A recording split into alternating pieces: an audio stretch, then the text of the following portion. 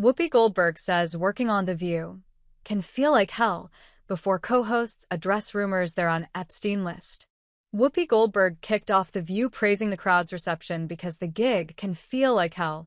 Goldberg, Joy Behar, and Sunny Hostin laughed off rumors that the co-hosts are on the Jeffrey Epstein client list. Goldberg later asked where the line in the sand exists for the American public. Most jobs don't come with a media platform that leads to allegations that you're on the client list of convicted sex offender Jeffrey Epstein, which, according to the Department of Justice, doesn't actually exist.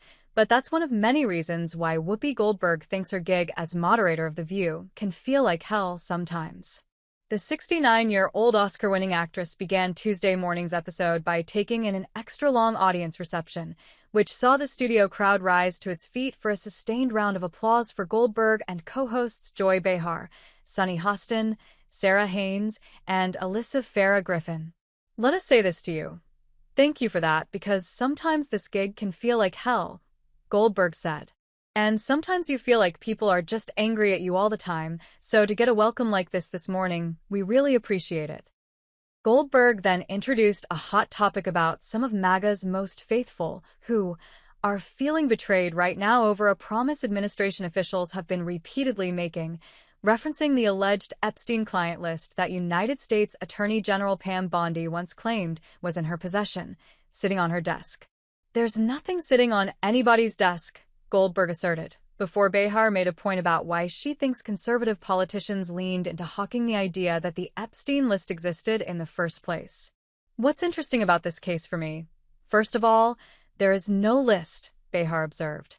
What's bothering his MAGA crowd is not the tariffs which are going to raise prices on their food, it's not the possibility that you're going to lose Medicaid, so you're going to all have to care of your mothers and fathers who have dementia or whatever's bothering them. It's not the Epstein list, it's the fact that they were going to use this list against liberals. They were going to out Bill Clinton or whoever else they think, you and I. She turned toward Goldberg, who joked to the chuckling audience. Yes, we're on the list. We're on that list, before clarifying, no.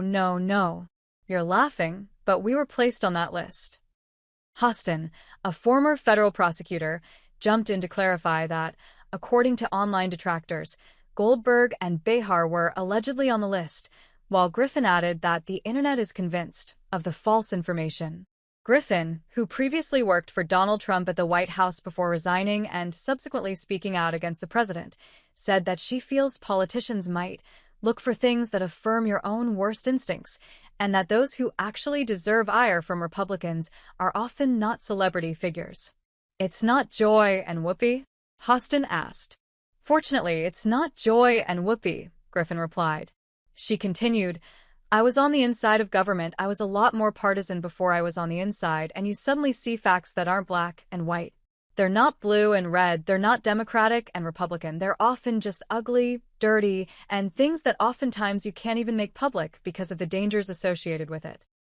Goldberg finished the segment by asking, when is it going to be enough? When are people going to say, okay, that's it? With regard to conspiracies, is it going to take the farmers getting up and going, okay, your food is rotting here because we've gotten rid of everybody who wants to come here and do this and take care of their families? The Ghost Star asked.